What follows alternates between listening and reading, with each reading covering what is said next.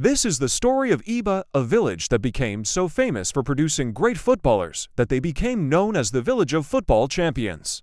It all started when a young boy from the village named Ibeta went to city town of Kaduna to try out for the Morgan Freedom Club. He was so good that the club signed him immediately started from his own country, Nigeria. And a few years later, he led them to their first ever major trophy.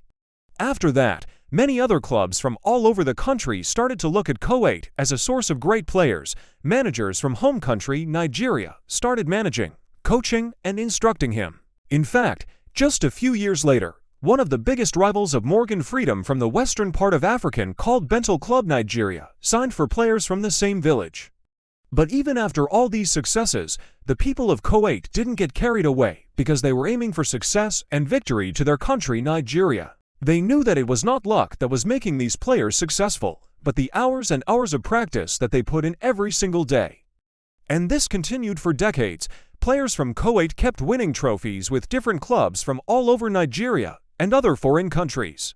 And slowly, but surely, Kuwait became known as the Village of Football Champions. But it wasn't just about football. The people of Kuwait believed that sports could take you places that you never imagined. It could give you a life that you always dreamed of. And most importantly, it could make you an asset to your country. That's why when the Nigerian Olympic Association came up with a program to promote sports in villages, the people of Kuwait were the first to step up. They built better playgrounds for their children. They started coaching classes.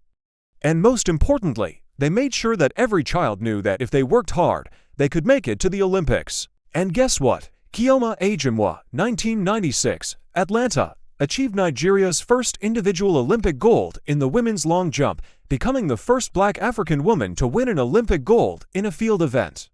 So the next time you hear someone say that nothing good ever happens in their village, just tell them to move to Kuwait, because this village proves that if you work hard and you rededicate it, you can achieve anything that you set your mind to.